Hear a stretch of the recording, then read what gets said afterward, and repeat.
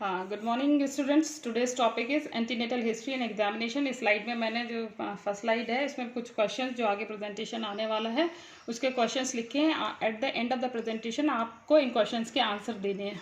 ये क्वेश्चंस है what is hyperemesis gravidarum quickening preeclampsia के मेन फैक्टर्स क्या हैं, हाइपरटेंसिव डिसऑर्डर ऑफ प्रेगनेंसी कब कहते हैं, फंडल हाइट का क्या सिग्निफिकेंस है। इस तरीके से अंदर के प्रेजेंटेशन के बेस पे ही मैंने 10 क्वेश्चन दिए हुए हैं।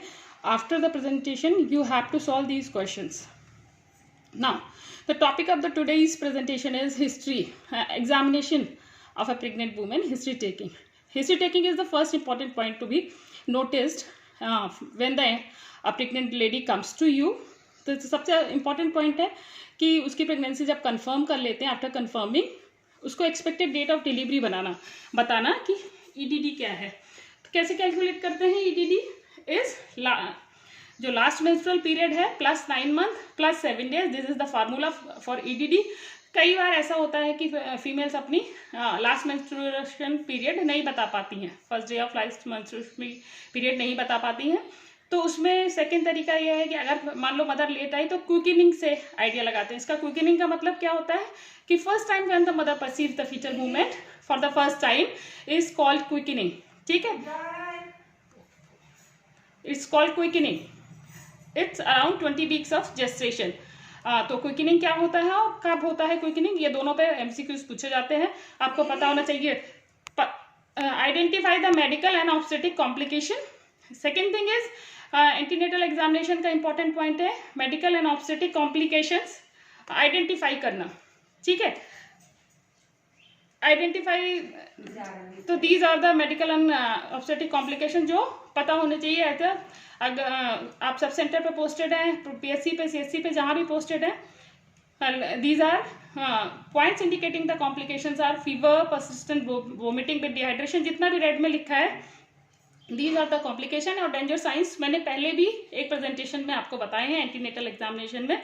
Palpitation, tiredness, breathlessness at rest, body swelling of body, severe headache, burning menstruation, vaginal bleeding and decreased or absent fetal movements and heartbeat also. ठीक है, now coming to the history and examination continued. Examination में क्या क्या चीज़ें important देखते हैं। सबसे important to check the pallor in the signs. Other things to be notice is pulse, respiratory rate, BP, edema, weight gain, क्या weight है pregnant lady का, jaundice and breast and other parameter has to be examined. And abdominal examination is very important part of the examination, जो आगे आएगा मैं बताऊंगी। और measurements में वेट एंड हाइट का मेजरमेंट देखते हैं। What is the significance of the weight and height is, मैंने हाई रिस्क प्रेगनेंसी में बताया कि when the height is less than 140 centimetre is taken as high risk pregnancy. So what is the, so is about the weight is less than 45 kilogram for a pregnant lady is termed as high risk pregnancy. ठीक है, average Indian reference female का जो wait होता है 50 kilogram weight लिया जाता है। Symptoms में क्या क्या पूछ लेंगे? नोजिया, वोमिटिंग जो फर्स्ट ट्राइमेस्टर में जनरली मॉर्निंग सिकनेस वगैरह होती है उसके बारे में। हर्ट वन, कॉन्स्टिपेशन यूजुअली रहता है प्रेगनेंसी में ड्यूरिंग फर्स्ट ट्राइमेस्टर, उसको भी पूछेंगे। और उसके बारे में काउंसलिंग और इंपॉर्टेंट चीज़ें बताएंगे, आगे मैं बताऊंगी। Increase frequency of the micturition, ये भी आगे मैं एक्सप्लेन करूंगी। So these are the important point has to be told to the lady when she comes to you for examination. Now coming to the abdominal examination, इसे याद करने के 4 तरीके हैं, 4 चीज़ें मेन है। एक मेजर, असेस, अस्कल्टेट, इंस्पेक्ट। ये चारों लाल में लिखा है, ये रेड रंग कलर का, इसको एज सच रट लीजिए। मेजर क्या करते हैं? Fundal height. असेस क्या करते हैं? Fetal lie and presentation. This is for the fetal movement and fetal, कैसे फीटस वूम के अंदर है, what is its lie. And auscultate the fetal heart sounds. The normal range है तो fetal heart sound is 120 to 160। अगर इससे ज़्यादा है, 160 से ज़्यादा या 120 से कम, तो it shows the fetal distress. So important as fetal heart sound assessment is to identify the fetal distress and the fetal heart। अब ये भी पूछा जाता है वहाँ कहाँ पे सबसे अच्छा सुनाई देता है? Is best heard at the mid line after the 20th week of pregnancy. 20th week of pregnancy के बाद ये मिड लाइन में सबसे क्लियर सुनाई देता है। Inspect for the scar, if there is any scar in the abdominal wall has to be inspected. ना different heights के बारे में पूछा जाता है कि इसको याद करने का तरीका ये है कि अम्बलाइकस पे 24 वीक याद कर लीजिए, और जिफिस टर्नर पे 36 वीक, और जो प्यूबिक सिम्फाइसिस पे 12 वीक। ये 3 लैंडमार्क हैं जो लाइन एरो से मैंने दिखाए हुए हैं, उन लैंडमार्क्स को याद कर लीजिए। फिर बीच बची हुई ड्यूरेशन कैलकुलेट करके 4-4 वीक में डिवाइड कर लीजिए। जैसे 12, 4, 16, 4, 20, 4, 24 वीक तक आपका इसमें आ जाता है अम्बलाइकस तक। तो उसके बीच में 2-4-4 वीक के स्पेल हुए, तो एवरेज हाइट कहाँ आएगी और कितने ड्यूरेशन की, तो इससे आपको पता चल जाएगा कि कितने ड्यूरेशन की प्रेगनेंसी है। लाइकवाइज जिफिस टर्नम और अम्बलाइकस के बीच में 24, 4, 28, 4, 32, फिर उसके बाद 40 एंड 36, ये 2 आपको याद रखने पड़ेंगे। वैसे 4-4 का गैप है, तो एवरेज हाइट पता चल जाएगी। So try to memorise this picture, इस पिक्चर को याद रखिए, तो आपको पता चल जाएगा कि फंडल हाइट कितनी और कब रहती है, कितनी। तो इसका significance is to know about the gestational age. और फंडल हाइट का दूसरा सिग्निफिकेंस ज़्यादा और कम होने पे ये भी होता है, आगे बताती हूँ मैं। जैसे इंपॉर्टेंस क्या है फंडल हाइट्स की, अगर मान लो पीरियड ऑफ जेस्टेशन से फंडल हाइट ज़्यादा आ रही है, तो हो सकता है LMP गलत बताई हो उसने, पहले की हो तो ज़्यादा होगा एज, ठीक है। फुल ब्लैडर के कारण भी कभी कभी ऐसा होता हो, मल्टीपल बर्थ हो, मल्टीपल प्रेगनेंसी हो उसमें, तो 2 बच्चे हैं तो ऑब्वियसली फंडल हाइट ज़्यादा होगी। लार्ज बेबी हो तो हो सकता है polyhydramnios, hydrocephalus and hydatidiform. These are the conditions when the fundal height is more than gestational age. When the fundal height is less than gestational age is again wrong है। LMP कम बता दी हो उसने, IUGR missed abortion, intrauterine death, और transverse लाई में आप समझ सकते हैं, ट्रांसवर्स लाई में बच्चा ट्रांसवर्स होगा तो फंडल हाइट साइड में एब्डोमेन में ज़्यादा फील होगा रादर देन हाइट पे। तो दीज आर द कंडीशन, ये बहुत इंपॉर्टेंट है, आपको सारे पॉइंट्स याद होने चाहिए। फंडल हाइट जेस्टेशनल एज से कम या ज़्यादा कब होती है, और दूसरा फंडल हाइट का क्या सिग्निफिकेंस है, ये बार बार पूछा जाता है, आपसे MCQs में भी पूछा जाता है, ठीक है। Now important laboratory investigation, what are the must laboratory investigations are. मैंने पिछली बार आपको इसेंशियल और डिजायरेबल बताया था, तो ऊपर वाली 4-5 हैं जिन्हें मैंने ब्लू एरो से कवर किया है, इसेंशियल वाली है। किट से डायग्नोज करना, प्रेगनेंसी कंफर्म करना, complete urine analysis, stool examination, complete blood count including haemoglobin and rapid diagnostic test तो malaria, all these sub centre में ये सारी हो जाती हैं। अब ये भी पूछा जाए कि सब सेंटर में कौन कौन सी इन्वेस्टिगेशन हो जाती हैं, तो ये ऊपर वाली 4 हैं। Serological examination, blood grouping, RH, वहाँ पे जहाँ हायर फैसिलिटीज, जैसे कि जहाँ पे बीमुक और सीमुक सेंटर होते हैं, जहाँ सिजेरियन सेक्शन कैरिड आउट किया जा सकता है, ऐसी जगह पे ब्लड ग्रुपिंग, ब्लड ट्रांसफ्यूजन और इन सब चीज़ों की फैसिलिटी होगी। तो these are the required lab investigation has to be wrote down for the pregnancy examination part.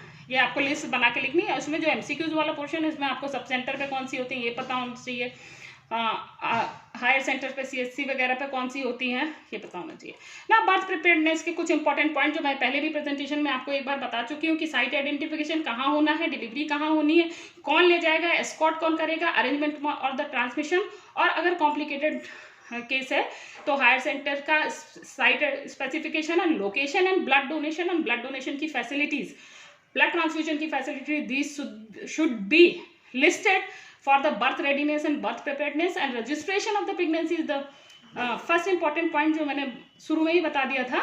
लेकिन यहाँ पे साइंस ऑफ लेबर आपको पता होना चाहिए कि during the first visit mother register by following the maternal child and tracking and antenatal registration के बाद आपको ये सारी चीज़ें आइडेंटिफाइड होनी चाहिए कॉम्प्लिकेशन रेडीनेस के लिए, बर्थ प्रिपेयर्डनेस के लिए। Now coming to the complication readiness. Complication readiness का मतलब ये होता है कि कभी भी किसी वक्त भी कोई कॉम्प्लिकेशन अराइज हो तो उसको इमीडिएट मैनेजमेंट होना चाहिए। इसके लिए अगर सबसे इंपॉर्टेंट पॉइंट है साइंस ऑफ लेबर, खुद को भी एक्सप्लेन होने चाहिए और मदर को भी एक्सप्लेन होने चाहिए सो दैट वो तुरंत बता पाए। What are the signs of labour is the bloody sticky vaginal discharge, जिसे शो बोलते हैं। व्हाट इज शो, ये क्वेश्चन पूछा जाता है। Painful abdominal contraction every 20 minutes, इस लाइन पे भी क्वेश्चन होता है, ठीक है, कि ये दोनों साइंस ऑफ लेबर का भी आपको उसको एक्सप्लेन किए होने चाहिए। अगर ऐसा कुछ हो तुरंत वो रिपोर्ट करे, ठीक है, इन बिटवीन कभी भी 9 मंथ के पीरियड में, ठीक। और वुमेन को जो भी कौन एस्कॉर्ट करेगा, ये अवेयरनेस ऑफ डेंजर साइंस जो मैं पिछले प्रेजेंटेशन में आपको बता चुकी हूँ, सारे हाइपरटेंशन, फीवर, सब एक लिस्ट दी थी मैंने। डेंजर साइंस का असेसमेंट लास्ट प्रेजेंटेशन एक बार देख लीजिएगा। डेंजर साइंस का पता होना चाहिए, तुरंत उनको रेफरल और आइडेंटिफिकेशन ऑफ FRU। मैंने फर्स्ट रेफरल यूनिट का मतलब भी आपको बता दिया था, जहां ब्लड ट्रांसफ्यूजन और कॉम्प्लिकेशन अरेंजमेंट मैनेजमेंट की फैसिलिटी होती है, चाहे वो डेजिग्नेटेड PSC हो चाहे डेजिग्नेटेड CSC हो, उन पे अगर वो उस तरीके की फैसिलिटी है तो they are nominated as FRUs। तो FRUs का site identification, location and transport facility, again the escort, skilled birth attendants कौन सी होगी और कौन साथ ले जाएगा, ये सारी चीजों का readiness is called the complication readiness. तो I hope you can write down the complication readiness in short, किस किस चीज का रेडीनेस होना चाहिए, और लेबर का आइडेंटिफिकेशन, साइंस का आइडेंटिफिकेशन और कॉम्प्लिकेशन की लिस्ट जो हैज टू बी आइडेंटिफाइड, मैं पहले बता चुकी हूँ आप लोगों को। नाउ मैंने इसमें थोड़े थोड़े इंपॉर्टेंट पॉइंट लिए हैं एंटीनेटल पीरियड के दौरान। अगर सब सेंटर पे पोस्टेड है वो पॉइंट आते हैं तो आपको क्या एक्शन, इमीडिएट एक्शन क्या होना चाहिए। जैसे कि एक चीज आती है हर्ट बर्न, बहुत ज्यादा जलन होती है या घबराहट होती है, तो जनरल एडवाइस इज कि stop spicy food and take cold milk during the attacks. अगर आपको हार्ट बर्न इस तरीके से हो रहा है तो आपको ये this most probable cause for this is the reflux oesophagitis. कोई कॉम्प्लिकेशन कॉज नहीं होता है इसका, ठीक है। Vomiting during the first trimester is physiological vomiting होती है, जिसे मॉर्निंग सिकनेस कहते हैं। ये जनरली रिजॉल्व हो जाती है after first trimester, second trimester में। फिर भी इसके दौरान आपको एडवाइस जो देनी है कि अर्ली मॉर्निंग उठे तो खाली पेट ना रहें, खाली पेट चाय ना पिए, चाय के साथ बिस्किट जरूर लें या कोई भी खाने की चीज जरूर लें। दूसरी चीज कि स्मॉल फ्रीक्वेंट फीड्स लें, बार बार ही खाना खाएं। तो ये सारी चीजें एक्सेसिव वॉमिटिंग को अवॉइड करती हैं। आप हाई फाइबर डाइट लें, ठीक है ना। फर्स्ट ट्राइमेस्टर के बाद अगर कोई लेडी या फिर एक्सेसिव वोमिटिंग की कंप्लेंट करती है तो जरूर एग्जामिनेशन पार्ट से इंपॉर्टेंट है, क्या उसमें ऐसा तो नहीं यूरिन आउटपुट भी कम हो रहा है, टेकिकार्डिया भी प्रेजेंट है और स्किन का टारगेट चेंज हो रहा है और ब्राइट टंग है, ये सारी चीजें हैं। तो you have to think of the hyperemesis gravidarum.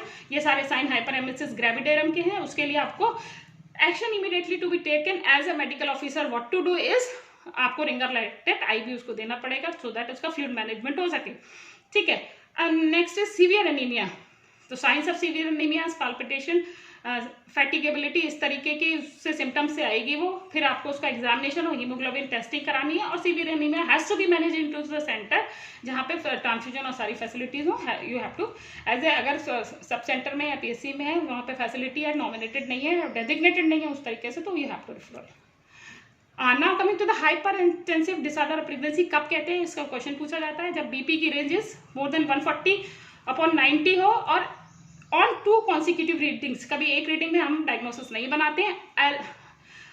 Along without proteinuria, अगर प्रोटीनूरिया नहीं है इसके साथ तो इसे हाइपरटेंसिव डिसऑर्डर ऑफ प्रेगनेंसी कहेंगे। ये यूजुअली एक्सेसिव वर्कलोड और एक्सेसिव वर्क स्ट्रेस की वजह से होता है। आप उसको काउंसिल करेंगे और नेक्स्ट भी अगले ही हफ्ते दोबारा एग्जामिन करने के लिए बुलाएंगे कि whether it is actually hyper intensive disorder of pregnancy और प्री एक्लेम्शिया के रीअसेस करने के लिए, ठीक है।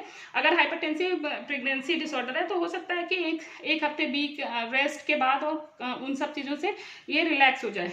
If not then we suspect of the preeclampsia का क्या मतलब होता है, जब diastolic BP is important, systolic और डायस्टोलिक BP में दोनों में पूछा जाता है। Diastolic BP is important more than 90 mmHg at 2 consecutive reading along with the 2+ proteinuria is the preeclampsia। तो डिफरेंस समझ में आ गया preeclampsia hypertensive disorder of pregnancy में, कि अगर 2 consecutive रीडिंग के साथ प्रोटीन्यूरिया के बिना है तो हो सकता है कि यह हाइपरटेंसिव डिसऑर्डर ऑफ प्रेगनेंसी हो। But when it is associated with the proteinuria then it is called preeclampsia and preeclampsia has to be managed in the hospital with admission, ठीक है। Now coming to the again, अगर diastolic BP, मैंने कहा ना कि हर जगह में diastolic BP इसलिए लिखा है कि this is the important point for the diagnosis. आपको सिम्टम्स में blurred vision, epigastric pain, urine output भी कम मिल रहा है, सीवियर हेडेक है, पफीनेस है फेस में, और diastolic BP is more than 110 and 3+ proteinuria indicate the severe preeclampsia. यहीं पे मैं बता दूं अगर साथ में फिट्स वगैरह भी है तो ये इक्लेम्शिया में कन्वर्ट हो जाता है। Associated with fits then it is called eclampsia. तो सीवियर प्रीक्लेम्शिया का management has to be hospitalised and injection magnesium sulphate 5 gram deep IM immediately has to be given in the buttock to relieve and refer urgently to the hospital. Now another condition is the increased frequency, urination frequency physiological होती है first trimester में। Up to 12th week अगर frequency increase कर रही है urine की, तो that is physiological due to the pressure effect of the आपका यूट्रस पे ब्लैडर का प्रेशर इफेक्ट की वजह से, यूट्रस के प्रेशर इफेक्ट की वजह से बार बार मिक्सचुरेशन फील होता है। सो ये उसे कंसोल करेंगे, केवल काउंसिल करेंगे कि आप जाइए, अगले कुछ दिनों में ही अपने आप ठीक हो जाएगा। लेकिन अगर यही 12 वीक के बाद तक मैं increase frequency of micturition 12 week के बाद तक कंटिन्यू रहता है, along with other burning micturition, other signs and symptoms, fever भी हो सकता है साथ में, तो must suspect for the UTI, then to refer to the PSC for antibiotic and other treatment should be on expert observation. Now another condition of the pregnancy is the constipation. Generally physiological होता है initial weeks में, तो high fibre diet और fluid intake के लिए उसको advice कर देंगे, एंड मल्टीपल डाइट्स के लिए बोलेंगे, छोटी छोटी डाइट्स लें, बार बार लें, इकट्ठा ना खाएं। और दूसरी चीज़ है लग्जेटिव प्रेस्क्राइब नहीं करते हैं प्रेगनेंसी में, don't prescribe laxative in pregnancy. Now coming to the another condition, ectopic pregnancy का, तो obviously the lady comes with a very symptoms, pain in the abdomen, fainting and retropubic suprapubic pain, so it's referral for the higher centers like FRU or district hospital जहाँ पे सारी facilities available है, referral. Next condition is the threatened abortion or bleeding. अगर 20 week से कम bleeding होती है, 20 weeks के कम पे ड्यूरेशन में ब्लीडिंग होती है, तो most common causes threatened abortion, hydatidiform mole हो सकता है, एक्टोपिक प्रेगनेंसी भी हो सकता है ब्लीडिंग का कॉजेज। और फीचर्स क्या क्या रहेंगे, पल्स में चेंज होगा, बीपी शॉक की तरह डाउन होगा, और टैकीकार्डिया और ये सारी साइमल्टेनियसली फाइंडिंग हो सकती हैं।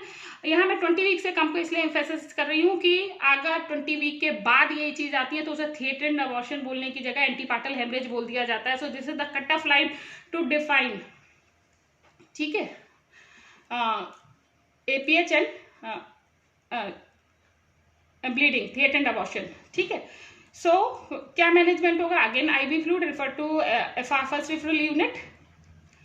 Now coming to the another condition, fever है तो हो सकता है इन्फेक्शन की वजह से हो, तो अगेन इट्स रेफरल, मलेरिया की वजह से हो तो स्लाइड प्रिपरेशन और उसके बाद डायग्नोसिस करके PSC पे एडमिट करके ट्रीटमेंट करेंगे। Another important thing to be look for the antenatal mother is the fetal distress. Fetal distress कैसे पता चलता है, इज फीटल मूवमेंट प्रोसेस करना पर एब्डोमिनल एग्जामिनेशन पे, if fetal movement along with the fetal heart sound is normal, तो baby is normal, just reassure और counsel her कि ठीक है, कुछ नहीं है, कुछ टाइम बाद ये ठीक हो जाएगा। अगेन 2 रीडिंग्स के बाद अगर फीटल हार्ट साउंड आपका 120 और 160 रेंज से बाहर है, तो it's could be fetal distress, inform women and her baby is not well, तो उसका इमीडिएट रेफरल और अकॉर्डिंगली मैनेज करेंगे, ठीक है। फीटल हार्ट साउंड अगर बिल्कुल नहीं सुनाई दे रही है, 2 रीडिंग्स 2 बारी आपने करके देख लिया है और मूवमेंट भी फील नहीं हो रहा है, it might be a cause of the intrauterine fetal demise, fetal death, तो IUD can be suspected. Now another condition is important during antenatal period examination के लिए RTI। इसमें एबनॉर्मल जैसे रिप्रोडक्टिव ट्रैक्ट इन्फेक्शन और STI के जो usual sign is the vaginal discharge, foul smelling हो सकता है, इन्फेक्टिव डिस्चार्ज होता है विद विदाउट एब्डोमिनल पेन, दोनों कंडीशंस के साथ होता है, तो it's obviously refer to the medical officer to identify which kind of infection is and which kit has to be provided during this duration. Now leaking का लिए sign क्या है, वेट पैड्स एंड क्लॉथ्स, बहुत ज्यादा water के कारण कपड़े गीले हो जाना, this could be a sign of premature rupture of membrane, obviously it's the initiation of labor, is referred to medical officer nearby so that to manage. So these are the condition, these are the references from where I have taken all these things. Now I am saying कि after this presentation you might be able to answer all these question, is hyperemesis gravidarum क्या होता है, preeclampsia कब कहते हैं, क्लेम्शिया से differentiate करना आना चाहिए, हाइपरटेंसिव डिसऑर्डर और प्रेगनेंसी कब कहते हैं, क्या होता है, फंडल हाइट का क्या सिग्निफिकेंस है, एट 24 वीक में कहाँ पे होगा, दिस इज अम्बलाइकस। इस तरीके से आपको इन सभी के आंसर जो भी मैंने क्वेश्चन बनाए हैं उसको आंसर आपको लिखने हैं इस प्रेजेंटेशन के बाद, either write down in the comment box, either write down solve for yourself, all are asked question in the PPG examination, सभी पूछे हुए एग्जामिनेशन में क्वेश्चन है। and if you like this video, do like and do subscribe. Thank you.